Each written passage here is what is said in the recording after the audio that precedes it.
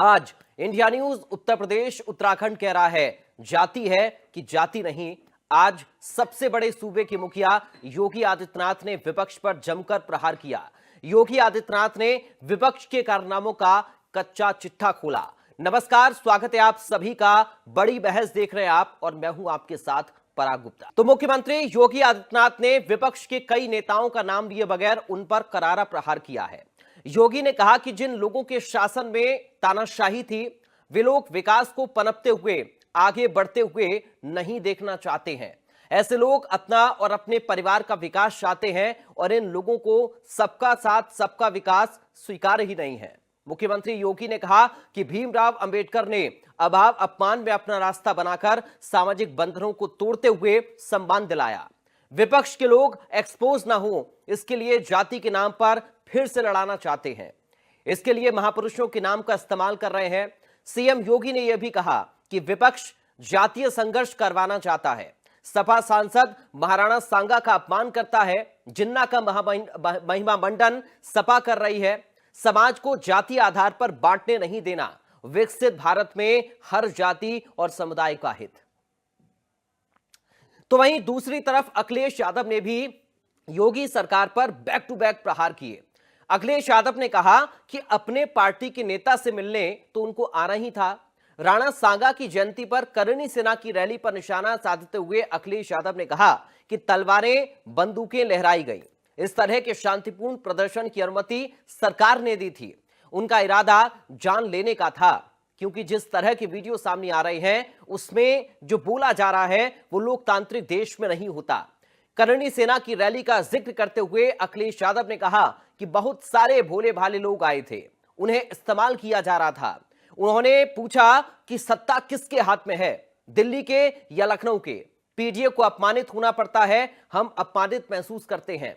सुमन जी के घर पर हमला अचानक नहीं हुआ था, यह सोच समझकर किया गया था। योगी आदित्यनाथ की निगरानी में एक सलाहकार और सीएम के सजातीय एक निर्दलीय विधायक को दिल्ली बुलाया गया था।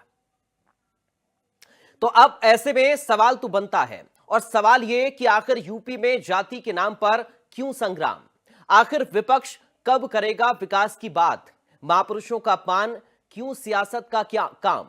आगरा हिंसा के पीछे आखिरकार कौन है? यह अहम सवाल है। और सवाल यह भी कि बाबा साहिब का नाम क्यों सियासी उफान?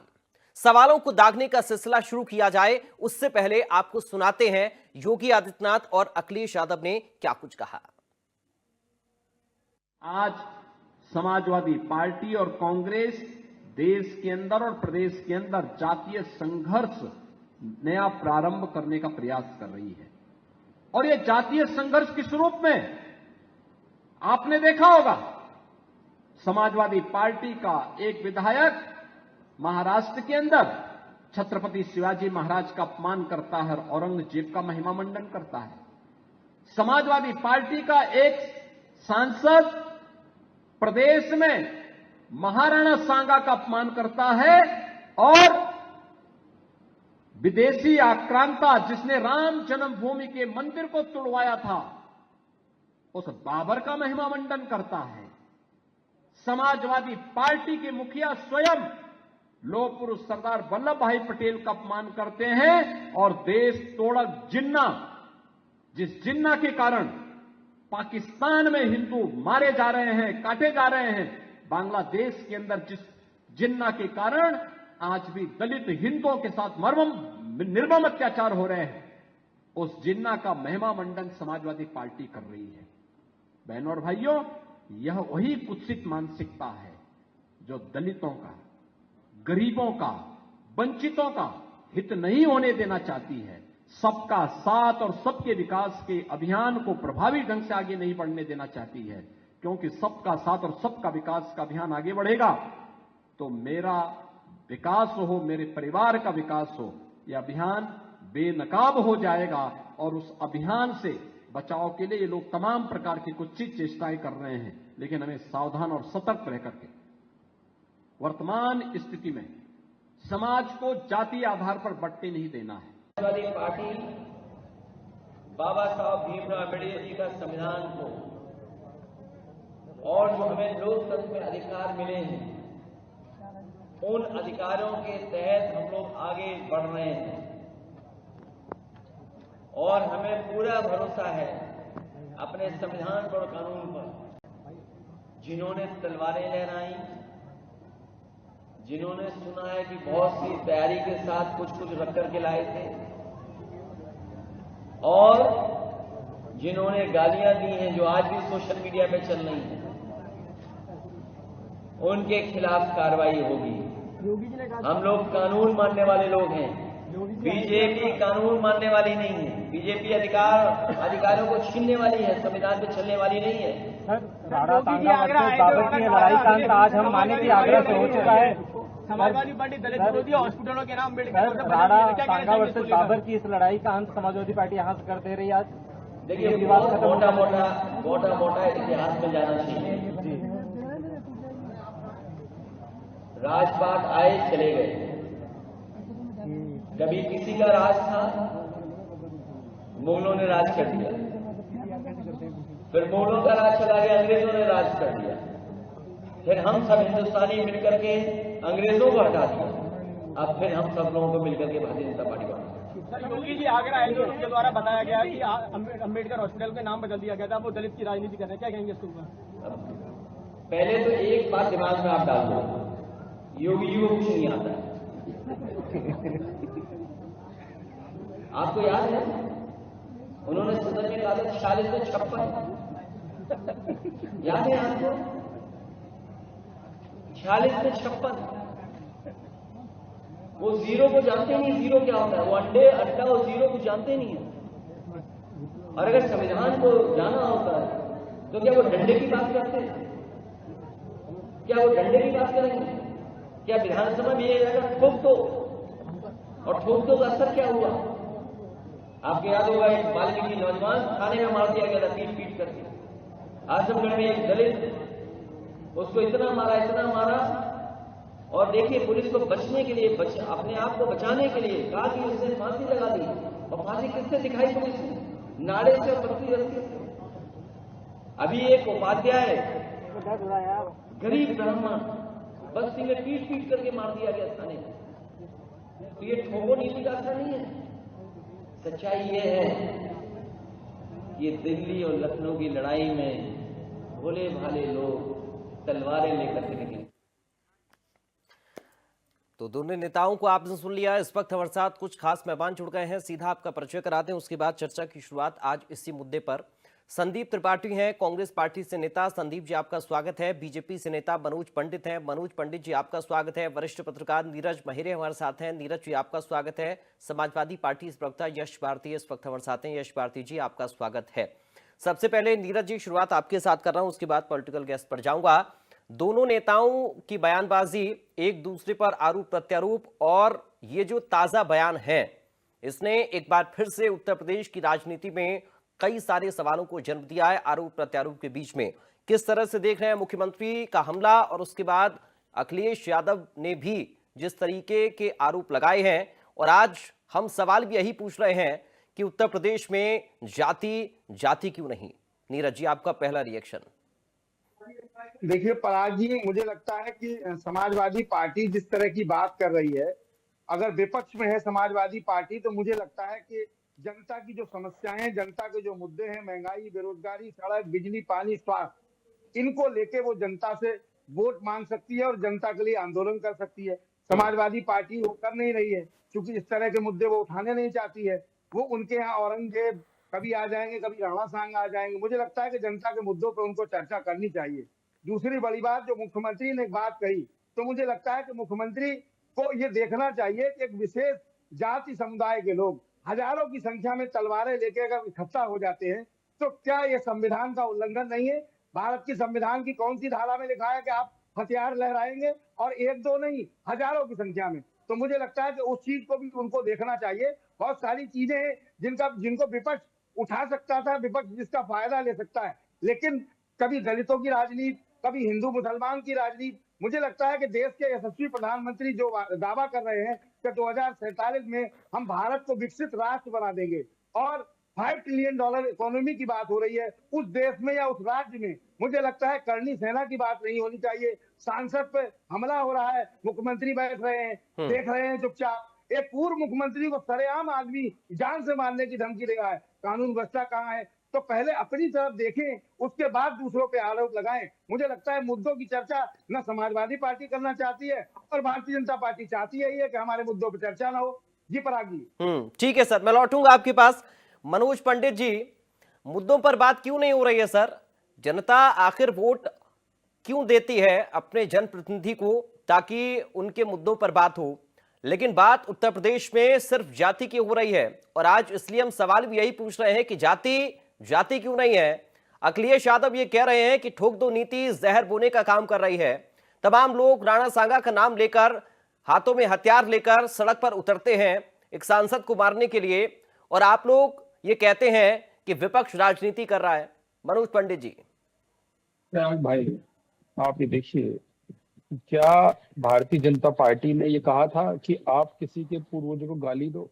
क्या भारतीय जनता पार्टी ने ये बोला था कि आप अपने जवान पर लगाम ना रखें? क्या भारतीय जनता पार्टी ने ऐसी चीजों, ऐसे बयान जो आप दे रहे हैं, जिस बयान से पूरे देश में बवाल हो सकता है, तो क्या ये भारतीय जनता पार्टी अपने शब्दों को कहीं ना कहीं आपके मुंह में घुसा देती है?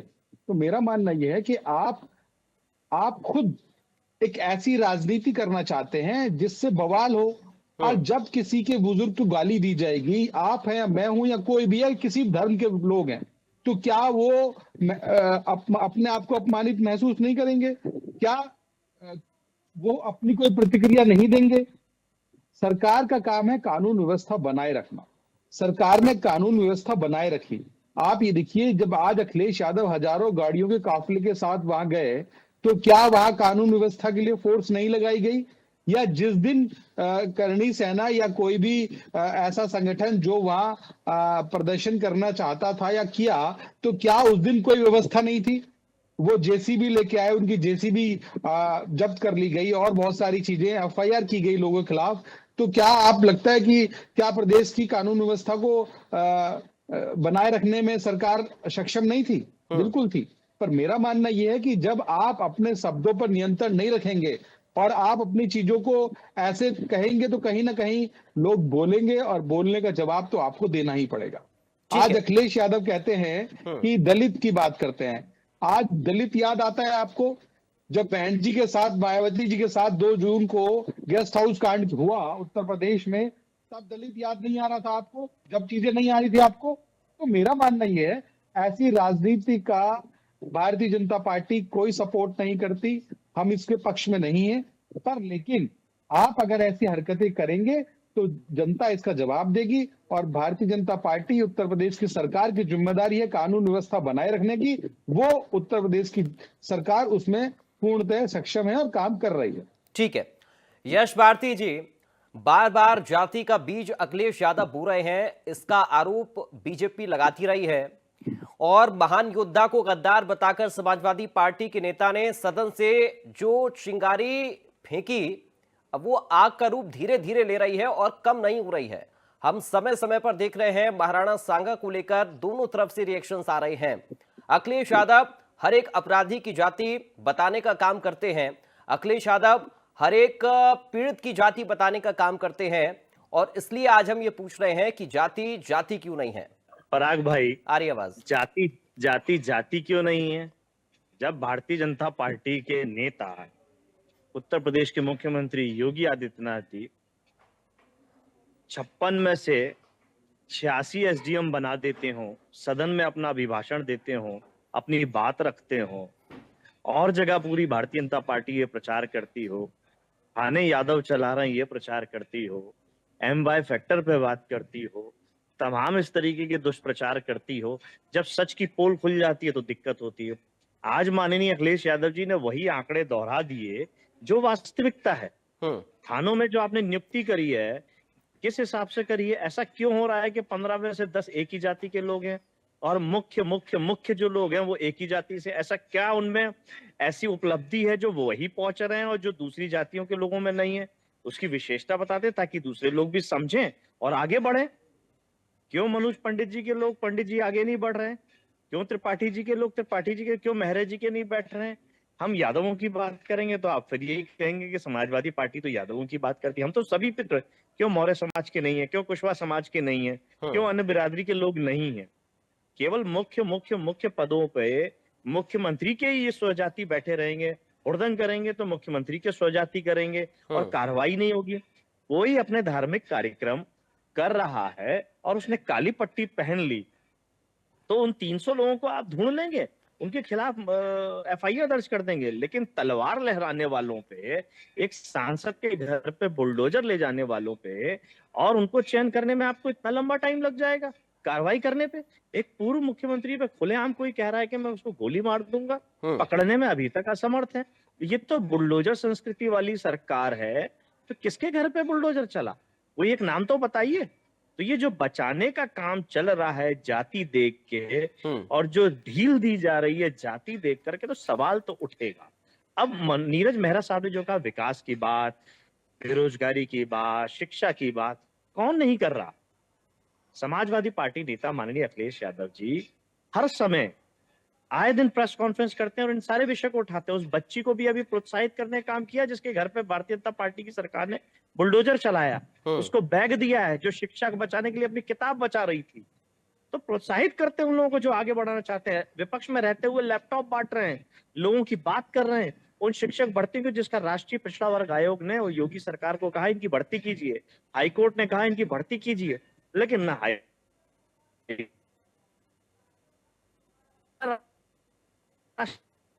माननी है तो किनकी मानिए? अपने उन्हीं मुख्य मुख्य मुख्य लोगों की। तो बात तो आएगी उस जाति की कि जब जाति के आधार पे आप प्रताड़ित करेंगे, मुकदमे लगाएंगे, वोटर लिस्ट से नाम हटाएंगे, लोगों को चयनित कर करके आप न्यू ड्यूटी पे लगवाओगे। जब आपकी सरकार है, आपकी सरकार के माध्यम से बीएलओ की नियुक्तियां करना और सब चीजें करना, आप जाति ढूंढ ढूंढ के काम कर रहे हो, तो सवाल ना करें। और सवाल ना करें तो आप ही पराग जी बोलेंगे कि आप सवाल नहीं उठाते हो। तो वही तो सवाल उठा रहे हैं कि आखिर ये मुख्य मुख्य मुख्य लोगों में ऐसी कौन सी प्रतिभाएं हैं, कौन सी शैली है जो दूसरी जात बिरादरी में नहीं है? केवल और केवल इन्होंने ही ये विशेष जाति पाके रखी हुई। ठीक है संदीप त्रिपाठी जी, अब बताइए, कांग्रेस पार्टी भी जाति पर विश्वास रखती है कि जाति की राजनीति पर? और अगर आप ये कह रहे हैं कि नहीं, तो फिर बताइए कौन जाति की राजनीति कर रहा है, बीजेपी या समाजवादी पार्टी? और इसलिए आज हम पूछ भी रहे हैं कि जाति जाति क्यों नहीं है, आपसे भी सवाल। बिल्कुल सर, आपने कहा जो बात एकदम फैक्ट है, भारत में जाति नहीं जाती, सही है। इस बात को योगी जी ने भी कहा, लेकिन सर योगी जी ने यह नहीं कहा कि धर्म के आधार पर नहीं होना चाहिए राजनीति। कभी सुना किसी भारतीय जनता पार्टी के नेता के मुंह से कि धर्म के आधार पर राजनीति नहीं होनी चाहिए? कोई नहीं कहेगा। तो धर्म के आधार पर हिंदू मुस्लिम करेंगे तो इनको बेनिफिट होता है, तो ये उसकी बात नहीं करेंगे।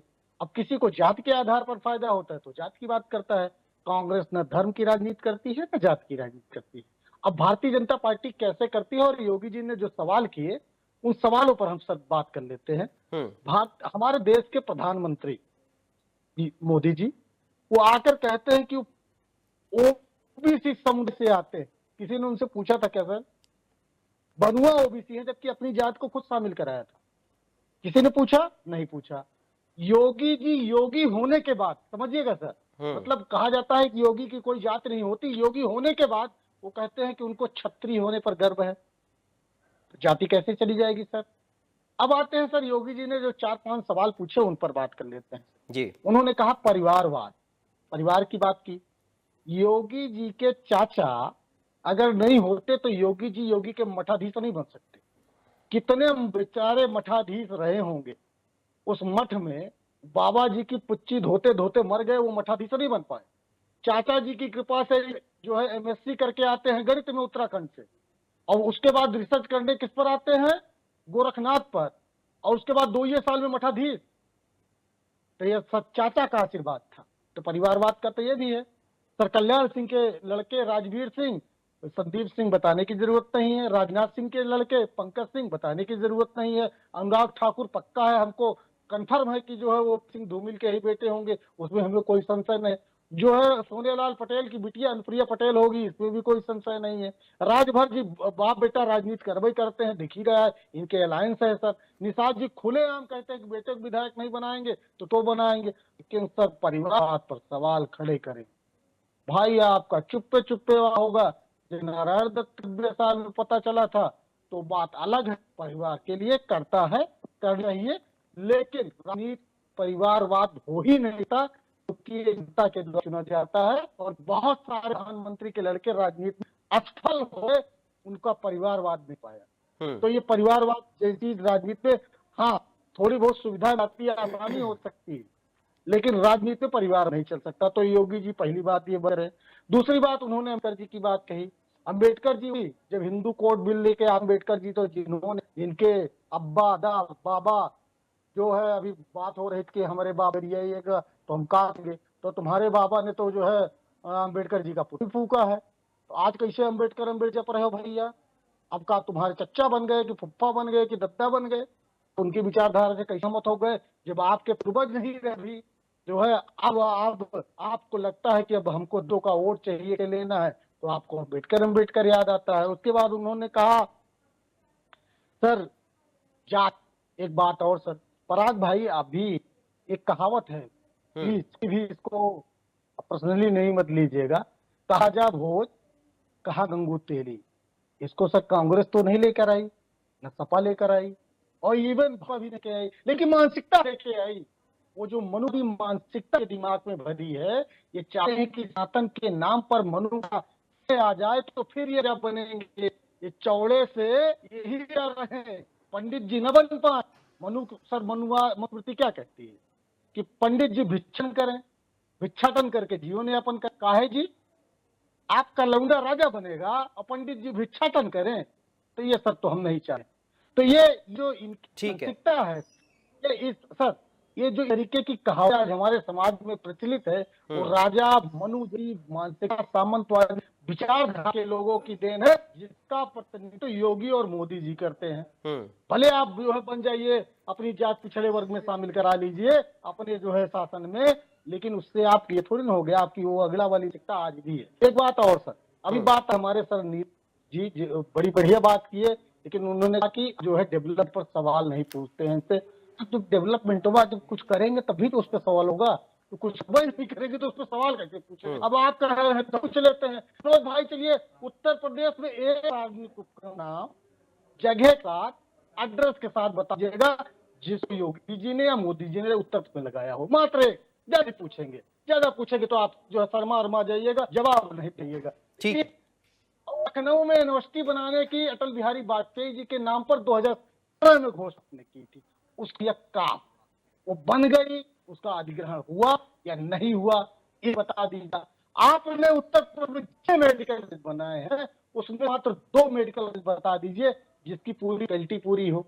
मात्र 2 बात कर रहा हूँ, सारी की कम से कम 5 की फैकल्टी तो मैं लिख के रखा हूँ कि कहीं पर 3 फैकल्टी है 18 में से, कहीं पर 2 है, कहीं पर 4 है, कहीं पर 5 है। आप फैकल्टी और यहाँ तक कि ना सिटी स्कैन कोई नहीं सर। हमारे यहाँ पे अब जहाँ से आता हूँ प्रतापगढ़ जिला, सर हमारे यहाँ आज भी जिला हॉस्पिटल या जो है मेडिकल कॉलेज में जाता है तो रिफर किया जाता है सुरानी।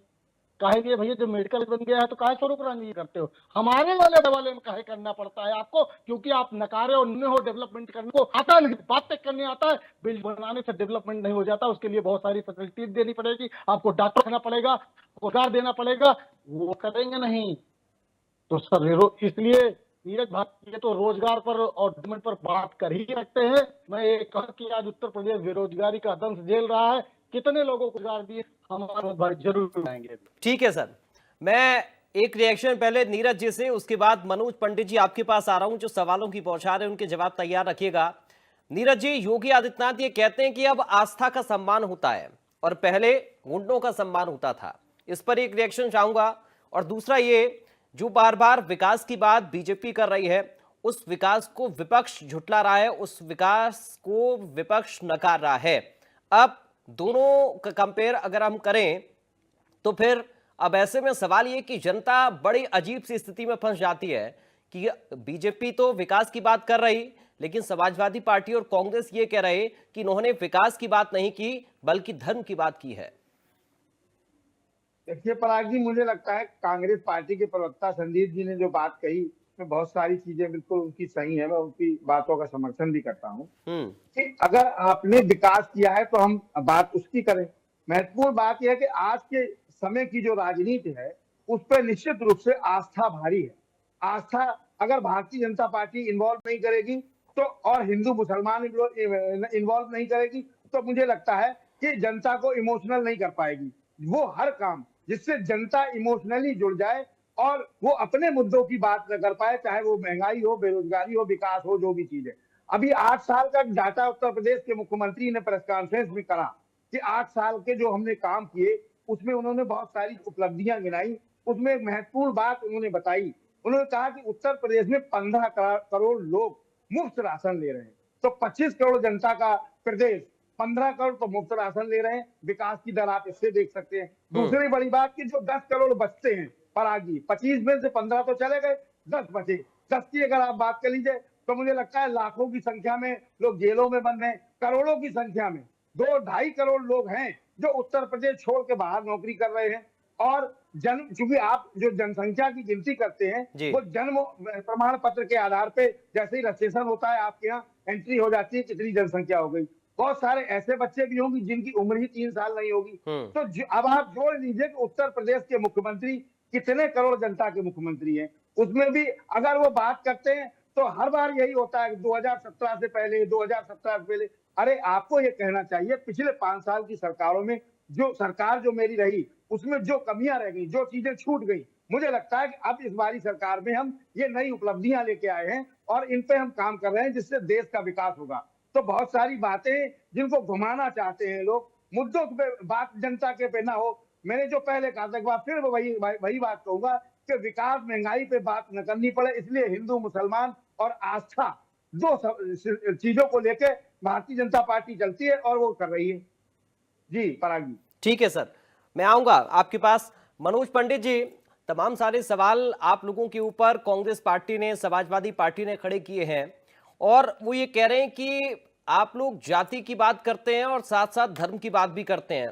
तो जब रूलिंग पार्टी इस तरीके के एजेंडों को सामने लाएगी तो फिर प्रदेश से कैसे हम इस सवाल को खत्म कर पाएंगे?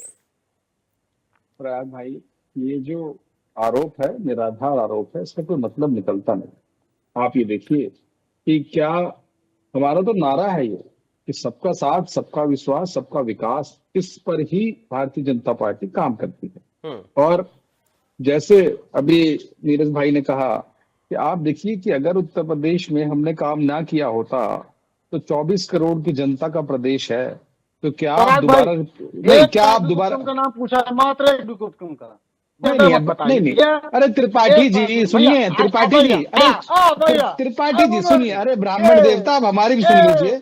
नहीं, किसका किस चीज का बताओ, बता दीजिए कि जिसको आपने सरकार, आपकी सरकार ने लगाया हो।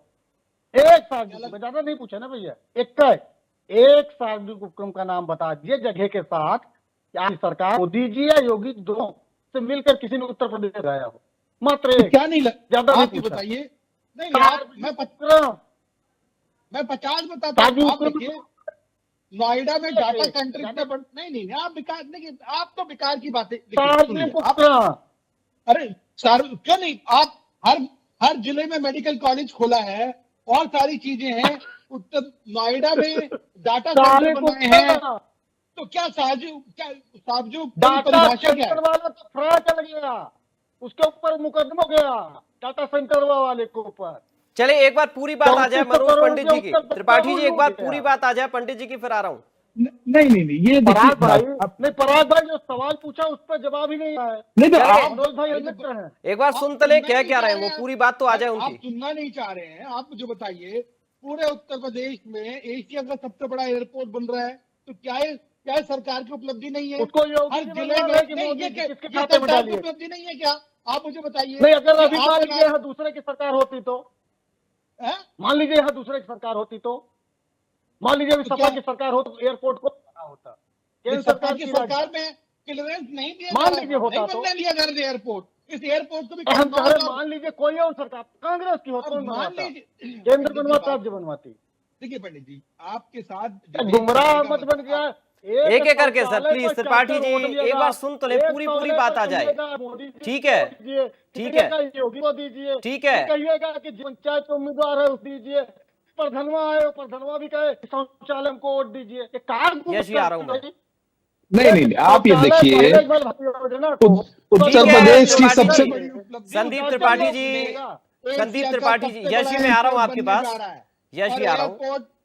इतना बड़ा विकास है, आप देखिए कि इतनी बड़ी फिल्म सिटी बन रही है। अरे उसको वैसे भी मोदी होगी तो उसको अडानी को लखनऊ में था एक दे दीजिए, तो भाई उससे कौन जनता। एक लखनऊ में ना चौधरी चरण सिंह उसको आदमी को दे दिया, आने का था भाई, देना तो आपको अडानी को है।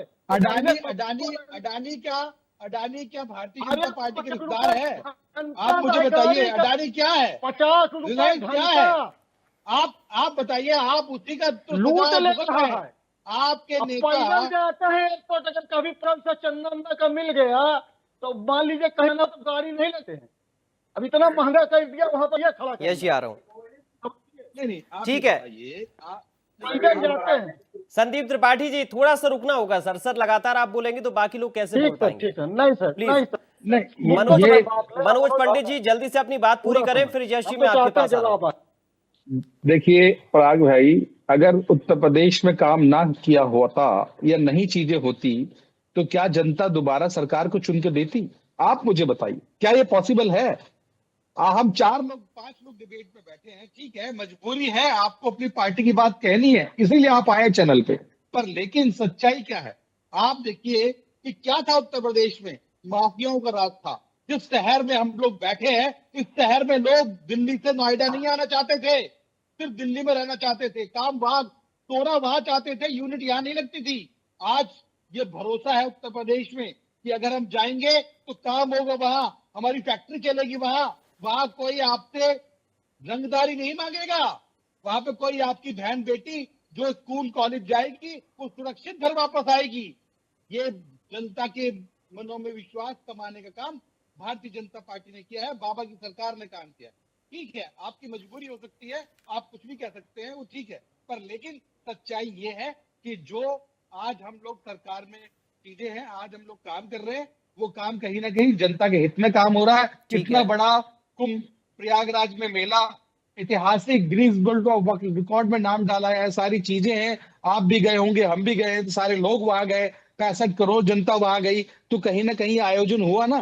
तो मेरा मानना यह है कि ये सब विकार की बातें करने का कोई फायदा नहीं है। हम लोग चैनल पे बैठे हैं, लोग सुन रहे हैं, और आपकी छवि, आपकी चीजें, आपके बोलने की चीजों से ही लोग काउंट करते हैं कि आपका क्या परिवेश है और आप क्या कहना चाहते हैं। तो संदीप भाई, आप बड़े ज्ञानी पुरुष हैं, और आप जिस प्रतापगढ़ से आते हैं, पूरे उत्तर प्रदेश में प्रतापगढ़ का नाम है, राजा भैया वहीं से आते हैं, ठीक है ना, और कितना विकास वहां हुआ है सब पता है हमें। हम आज से 15 साल पहले बाबा जी के साथी हैं, ठीक है, हम साथी हैं, पता है कि नहीं? चलिए ठीक है, नहीं वो किसी के साथी नहीं है, ठीक है, किसी के साथी नहीं है, वो बाबा जी ने किसी के साथी नहीं है, वो जिसकी सरकार होती है उसके साथी होते हैं वो, ठीक है ना। हाँ तो वही लीजिए, फिर तो अभी तो आपके साथ हैं। ठीक है, चलिए यश भारती जी आप, ठीक है, यश भारती जी अब मनोज पंडित जी कह रहे हैं विकास 8 साल का हो गया, आपको दिख नहीं रहा है और विश्वास नहीं कर रहे हैं आप लोग उत्तर प्रदेश के विकास पर। पराग जी, जो भारतीय जनता पार्टी के साथी विकास की बात कर रहे हैं, उनसे विकास पूछा जा रहा है। मैं एक बड़ा उदाहरण देता हूँ। हापुड़ के अंदर एक 40 परिवार को नोटिस दे दिया गया, और नोटिस दिया गया है उन 40 परिवार को जिसमें प्रधानमंत्री आवास योजना के अंतर्गत उन्होंने मकान बनाया है, और ये कहा गया है कि आपने तालाब के ऊपर मकान बना लिया और उनको आप 15 दिन के अंदर मकान खाली करना है। यानी प्रधानमंत्री नरेंद्र मोदी जी के नाम से जो योजना चल रही है, उस आवास योजना के लिए उत्तर प्रदेश की योगी सरकार ये कह रही है कि आप 40 दिन में आप खत्म कीजिए। इससे पहले ही इस स्थान पे उनको दूसरी जगह से विस्थापित किया गया था। पहले घर से बेघर किया, प्रधानमंत्री आवास योजना के अंतर्गत मकान बनवाया, अब उस आवास को फिर खाली करा जाएगा, तीसरी जगह उनको गए। क्यों? उनका गलती यह है कि वो दलित समुदाय में पैदा हुए, बाबा साहब अंबेडकर को मानने वाले अनुयायी हैं। अगर वो सिंह साहब होते तो कहीं ना कहीं मुख्य पद पे होते, उनको मकान नहीं खाली करना पड़ता। तो ये जो जुल्म जो जाति देख करके हो रही है, तो जाति की बात होगी, जो आपने विशेष टॉपिक रखा है। और ये साहब जो कह रहे हैं मनोज जी, विकास हुआ है, अरे आप क्रिकेट स्टेडियम नहीं बना पाए अटल बिहारी वाजपेयी जी के नाम से, तो भगवान विष्णु का नाम अकाना हटा करके आपने उनके साथ जोड़ दिया। आपको पता ही नहीं था कि अकाना भगवान विष्णु के रूप का नाम है। जब आपको पता चला तब आपने उसके नाम के साथ में अटल बिहारी वाजपेयी रख दिया। यानी आप भगवान विष्णु को और अटल बिहारी वाजपेयी को समकक्ष मानते हैं। तो ना आप धर्म पे टिकते हैं, ना आप राजनीति पे, विकास पे, ना जाति पे, जाति के विकास के लिए, केवल और केवल आप शोषण करना जानते हैं और विनाश करना जानते हैं। समाजवादी सरकार उत्तर प्रदेश में थी, माननीय अखिलेश यादव जी की सत्ता में रहते हुए केंद्र सरकार को 2 बार एम्स के लिए जमीन दी, जिसमें एक भी एम्स अभी तक तैयार नहीं हुआ। 8 साल में अगर एक भी एम्स तैयार नहीं हुआ। दूसरी, अभी मनोज पंडित जी फिल्म सिटी की बात कह रहे थे। योगी आदित्यनाथ जी का बड़ा ड्रीम प्रोजेक्ट है कि फिल्म सिटी बननी चाहिए। 4.5 साल में केवल बोर्ड लग पाया फिल्म सिटी का, उस बोर्ड के अलावा कोई काम नहीं हो पाया। तो आप ऐसी फिल्म सिटी बनाओगे जहां बोर्ड लगेगा? तो इसी तरीके से भारतीय जनता पार्टी का काम चल रहा है धरातल पे। ये जो गाना गा रहे हैं ना, प्रधानमंत्री आवास योजना का, राशन का और मेडिकल कॉलेजेस का, मेडिकल कॉलेज में ना स्टाफ है ना कहीं कोई बात है, केवल और केवल लिखा पढ़ी चल रही है दिखाने के लिए। जो ये एयरपोर्ट्स की बात कर रहे हैं, एयरपोर्ट्स में कितनी कनेक्टिविटी दे पाए? कौन सा एयरपोर्ट संचालित हो रहा है? जितने खोले इधर फीता कटता है और उधर बंद होता है। तो केवल खोलना और बंद, केवल इमारतें बना रहे हो उसको एयरपोर्ट का नाम दे दोगे, केवल इमारतें बना रहे हो आप उसको मेडिकल कॉलेज का नाम दे दोगे, केवल नाम बदल रहे हो आप जगहों का और उसको विकास का नाम दे दोगे। धरातल पे जनता को कुछ नहीं मिल रहा। लखनऊ के अंदर माननीय अखिलेश यादव जी के नेतृत्व में कैंसर हॉस्पिटल बनाया, उसका संचालन ठीक से कर लीजिए। कैंसर एक गंभीर बीमारी होती है जो आपके दिमाग में है। जाति धर्म देख करके आप घुसे पड़े हुए हैं, आरोप लगाते हो दूसरे पे, लेकिन करते आप हो। योगी आदित्यनाथ जी तो योगी हैं, लेकिन वो कहते हैं मुझे गर्व है, मैं ठाकुर हूँ, राजपूत समाज से आता हूँ। कैसा योगी है? योगी की जाति होती है। ये तो भारतीय जनता पार्टी में संभव है कि कोई साधु संत अपनी जाति बताए और उस पर गर्व भी करे। ये धर्म केवल भारतीय जनता पार्टी का हो सकता है। हमने तो किसी योगी संत महात्मा की जाति न देखी न सुनी। कबीर साहब पैदा हुए, खत्म हो गए, अंत तक लोग नहीं जान पाए कि वो किस जाति और धर्म के थे। और आखिरी में उनको दफनाने को लेकर और जलाने को लेकर तक के लोगों में विवाद हुआ दोनों समुदायों को लेकर के, कि उन्होंने अगर आलोचना भी करी तो दोनों समुदाय की करी और तारीफ भी करी, समाज को सुधारने के लिए तमाम काम किए। बताएं योगी आदित्यनाथ जी कौन से सुधार का काम किया गोरखपुर में? केवल तनाव बनाने के अलावा योगी आदित्यनाथ जी ने गोरखपुर में कुछ किया हो तो बताइए। बाकायदा एम्स कब तैयार हो रहा है ये जरूर जवाब दीजिएगा। आपकी डबल इंजन की सरकार में एक बढ़िया स्टेडियम अटल बिहारी वाजपेयी जी के नाम से कब चालू होने वाला है वो बताइएगा। यूनिवर्सिटी के लिए संजय त्रिपाठी जी ने पूछ ही लिया, वो जवाब दे दीजिएगा। जवाब नहीं है, गुमराह करेंगे। मेडिकल कॉलेज की बिल्डिंग मत बनाइए, मेडिकल कॉलेज बनाइए जहाँ पैरामेडिकल स्टाफ हो। आप चीन से लड़ते लड़ते पराग भाई आज स्थिति ये हो गई है कि हमारा देश पैरामेडिकल पे फार्मास्यूटिकल पे यानी दवाइयों पे 70% आश्रित हम चाइना के ऊपर है। इतना ज्यादा चीन हमारे ऊपर हावी हो गया, यानी जो दवाइयां जो मेडिकल चीजें हम लोग ले रहे हैं उसमें 70% हम चीन पे निर्भर हो गए। लेकिन गरीब आदमी को कहेंगे दिवाली पे झालर मत लगाओ, चाइनीज झालर मत लगाना। लेकिन वही भारतीय जनता पार्टी के मुख्यालय पे चाइनीज झालर जरूर लगती है जब साज सज्जा की बात आती है। तो ये शोषण करते हैं गरीब आदमी का, कमजोर आदमी का और हर वर्ग का, केवल और केवल धर्म के नाम पे। लेकिन जब देने की बारी आती, जो सत्ता सरकार की जिम्मेदारी है, वहां से भागने के ये रास्ते निकले। इसीलिए आप बताइए, संजय निषाद जी ने प्रभु राम के जन्म को लेकर, अस्तित्व को लेकर बात कर दी। कहाँ गए वो छत्रपति लोग जो रामजी लाल सुमन जी के यहाँ बोर्ड लेके गए थे? क्यों भारतीय जनता पार्टी के कार्यालय में या भारतीय जनता पार्टी की सरकार से सवाल नहीं पूछ रहे? संजय निषाद के खिलाफ किसने विरोध दर्ज कराया अभी तक? जो प्रभु राम के पिता के दशरथ के उस पुरुषार्थ पे सवाल लगाते हो, उनके जन्म पे सवाल लगाते हो, वहां भारतीय जनता पार्टी का मुंह नहीं खुलता। योगी आदित्यनाथ जी हनुमान जी की जाति दलित बताते हैं, ओपी राजभर जी कहते हैं राजभर समाज के हैं, सीता मैया को शर्मा जी कहते हैं कि टेस्ट ट्यूब बेबी हैं। कितना खेलेंगे ये धर्म के साथ में, लेकिन विकास नहीं कर पाएंगे। ठीक है संदीप त्रिपाठी जी, अब सवाल यह है कि विपक्ष इन तमाम बातों को उठा तो रहा है, मगर जनता तक क्या ये बातें पहुंच रही हैं, ये बड़ा सवाल है। अगर पहुंच रही हैं तो फिर आप लोग को मौका क्यों नहीं, और अगर नहीं पहुंचा पा रहे हैं आप लोग तो फिर ये सवाल आप लोगों से ही है कि आपका संगठन कमजोर है। पराग भाई, जैसे आज आपने विपक्ष को मौका दिया बात रखने का, मैं दुबे के साथ कह रहा हूं कि 10 बेटा आप अपने चैनल पर दीजिए, भाजपा का प्रवक्ता है, चैलेंज के साथ में कह नहीं आएंगे सर, ये भाग जाएंगे। जैसे ये भी छोड़ दिया संदीप चौधरी जी का कार्यक्रम, दिक्कत सर क्या कि आज की स्थिति पराग भाई, आप भी में रहते हो, सच्चाई क्या है ये बनने की जरूरत नहीं है। हम सिर्फ भारतीय जनता पार्टी से लड़ते हैं। भारतीय जनता पार्टी का ईडी, सीबीआई, मीडिया, इनका फर्जी से, और जो है इनका से जो पैसा है, जो अन्ना हजारे वो जो है गांधी को कच्छ खड़ा करता है अमेरिका के से, अब जब इस गवर्नमेंट की दलाली भरनी है, चाइना दलाली करनी, चाइना जो पैसा आता है, इन सब चलते हैं सर। और इनकी मनुवादी मानसिकता से संगठन करते। अब की बार मुद्दे की, मुद्दा दो सर, एक राणा सांगा और उसके बाद हुई प्रतिक्रिया पर, और उसके बाद अखिलेश जी गए, और उसके बाद बयानबाजी। सर राणा सांगा पर औरंगजेब नामा में लिखा है कि वो 9 मन जनेऊ जलाता था, तो ये बात सही, हम मानते हैं, भारतीय जनता पार्टी के नेता कोट भी करते हैं इस बात को। लेकिन अगर बाबरनामा में ये लिखा है कि राणा सांगा ने दूध भेजा बुला, तो उसको नहीं मानेंगे सर। ये बड़ी दिक्कत की बात है। सेलेक्टिव इतिहास नहीं हो सकता है, इतिहास इतिहास होता है। उसको एक परीक्षार्थी के दृष्टि से देख लीजिए, जानकारी के दृष्टि से देख लीजिए।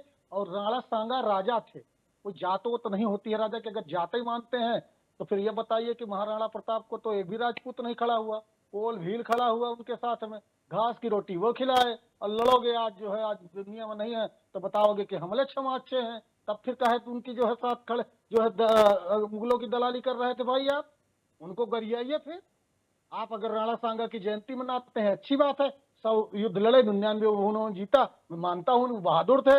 अब वो अपने राज्य को, राष्ट्र जैसी परिकल्पना उस समय नहीं थी सर, अलग अलग रियासतों में बटा हुआ देश था, तो राष्ट्र की परिकल्पना तो पहली बात की बेईमानी होगी। लेकिन अगर उन्होंने लड़ा युद्ध, उसमें से हिंदू राजाओं के खिलाफ भी युद्ध लड़ा, तो मैं मानता हूं कि वो वीर थे, उसमें कोई दो राय नहीं।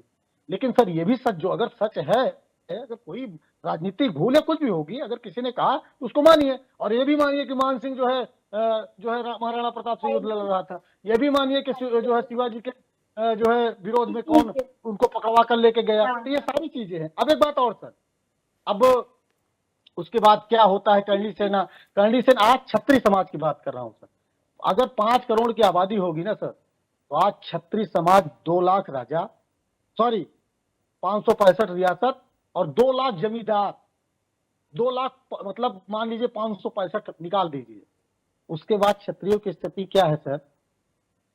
ये जो करणी सेना बनी है, करणी सेना का पहला यही मूवमेंट था कि हम क्षत्रियों को आरक्षण चाहिए, उसके लिए हम बन रहे हैं। मतलब ये मानते थे कि आज क्षत्रिय भाइयों की स्थिति इतनी खराब है, इनको आरक्षण की आवश्यकता है। आरक्षण मांगते मांगते भाजपा की दलाली करने लगे, ठीक, जिससे आरक्षण गजब की बात। और सर अब आते हैं थोड़ा डिफरेंट की बात कर लेते हैं मनोज भाई। पॉइंट करिएगा आप बिल्कुल एकदम बहुत पॉइंट टू पॉइंट। आप जो है आते हैं जब चुनाव लड़ने, तो आपने कहा कि हम 6 मेगा पार्क बनाएंगे। आपके मैनिफेस्टो में मनोज भाई कितने बन गए, रूल बताइएगा। आपने कहा कि 60 साल से अधिक उम्र की महिला को मुफ्त यात्रा कराएं, शुरू हो गई कहा। यूपीएससी में आपने कहा कि महिलाओं की संख्या दुगुनी करेंगे, हो गई कहा। आपने कहा कि हर परिवार को हम रोजगार देंगे, मिल गया क्या? आपने कहा था कि सभी विभाग की रिक्तियों को भरेंगे, भर गई का? संविदा पे नहीं भर पाए। आपने कहा था हर ब्लॉक में आईटीआई खोलेंगे, खुल गया क्या? आपने कहा मंडल में यूनिवर्सिटी बनाएंगे, खुल गई क्या? आपने कहा था कि हर चीज को स्कूल, बच्ची को, जिनकी बात बड़ी बात करते हो बंगाल में, भले जो है कासगंज में जो है भाजपा का कार्यकर्ता बलात्कार कर डाले, और बनारस मोदी जहां से आते हैं वहां से दिन तक लगातार बच्ची के साथ बलात्कार होता रहे। ये आके राम अजय राम सुरक्षा है। और उसके बाद आपने कहा था कि जो है छह धनवंतरी हेल्थ पार्क बनाएंगे, उसका कहा भैया। ठीक है, अब थोड़ा सा लेकिन संदीप जी एक सवाल यहाँ पर ये है, बहुत संक्षेप में आप खत्म करिए, क्योंकि मैनिफेस्टो में तो वादे आप लोगों ने, एक मिनट सुन तो लीजिए, उसी में ऐड कर दीजिएगा, लेकिन संक्षेप में रखिए।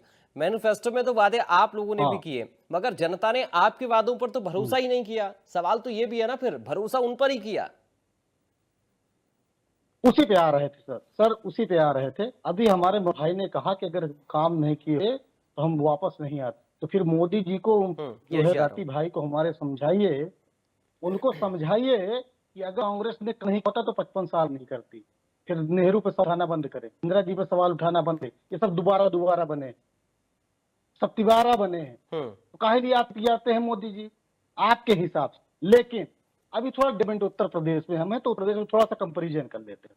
उत्तर प्रदेश में जो है अखिलेश जी ने 5 साल के लखनऊ में चला दिया झटका।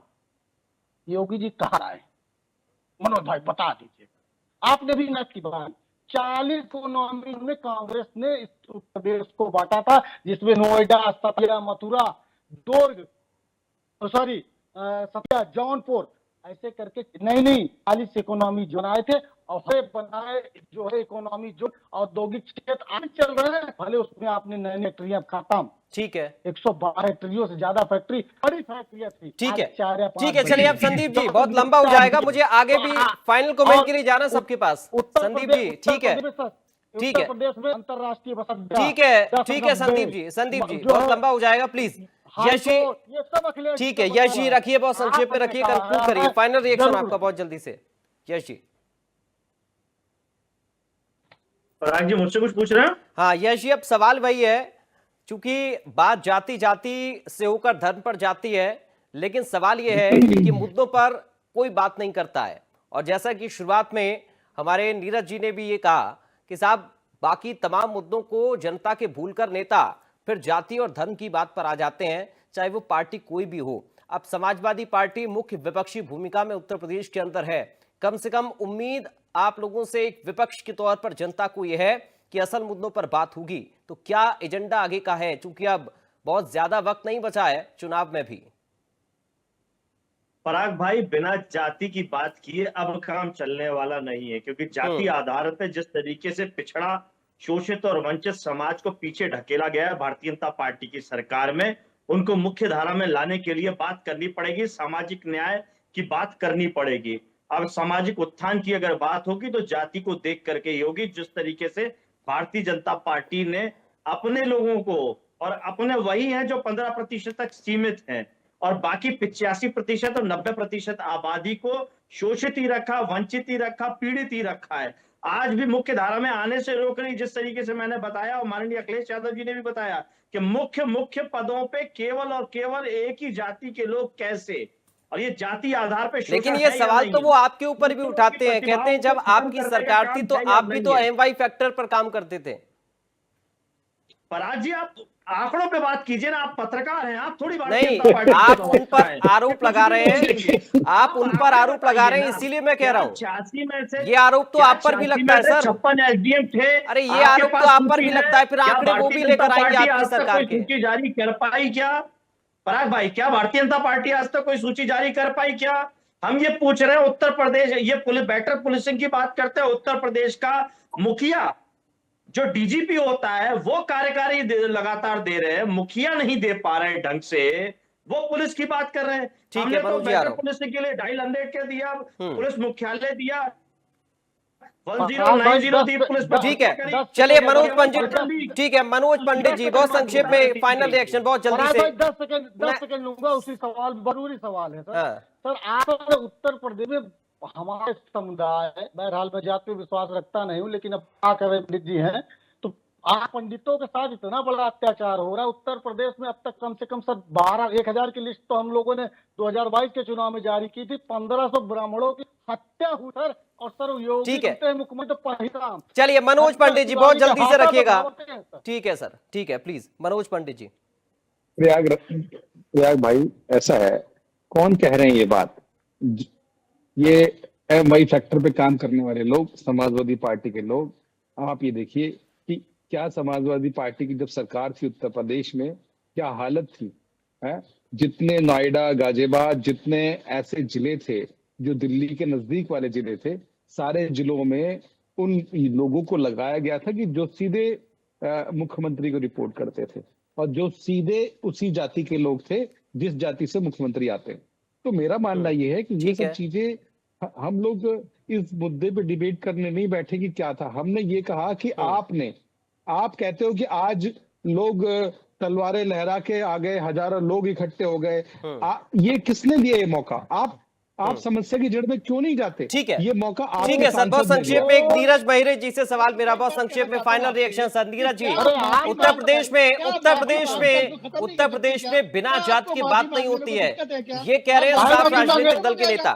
ठीक है नीरज जी, माफी मांगे भाई, प्लीज नीरज जी, माफी मांगे। नीरज जी। पराग जी, मुझे लगता है कि जो अभी मनोज जी ने बात कही, हम्म। तमाम एयरपोर्ट और विकास की बात करी, मुझे लगता है उनको जानकारी थोड़ी सी कम है। 6 कंपनियां हैं देश में हवाई जहाज की जो नीलाम हो चुकी हैं। एयरपोर्ट पर क्या सब्जी मंडी लगाएंगे आप? यही पैसा अगर इंडस्ट्री में लगा होता तो हजारों करोड़ों लोगों को नौकरी लग जाती। 6 कंपनियां भारत में हवाई जहाज की नीलाम हो गई। एयरपोर्ट की कंडीशन ये है कि जो फ्लाइट सीधी बनारस से जाती थी वो बंद कर दी गई। तमाम कंपनियां बंद कर रही हैं, तो एयरपोर्ट पर क्या करेंगे आप? महंगाई बेरोजगारी पे कब उतरेंगे? और आप कौन सी चीजों की बात करते हैं? आंकड़ों के अलावा आपके पास ठीक है सर, इसलिए हम पूछ रहे हैं कि जाति जाति क्यों नहीं है, लेकिन सवाल यह है कि समझता कोई नहीं है, किसी भी दल का नेता हो। बहुत शुक्रिया, आज समय मुझे इतनी इजाजत दे रहा है। संदीप जी आपका, मनोज जी आपका, नीरज जी आपका और यश जी आपका बहुत शुक्रिया बड़ी बहस में शामिल होने के लिए। फिलहाल बड़ी बहस से मुझे दीजिए इजाजत, बाकी खबरों के लिए आप बने रहिए। नमस्कार।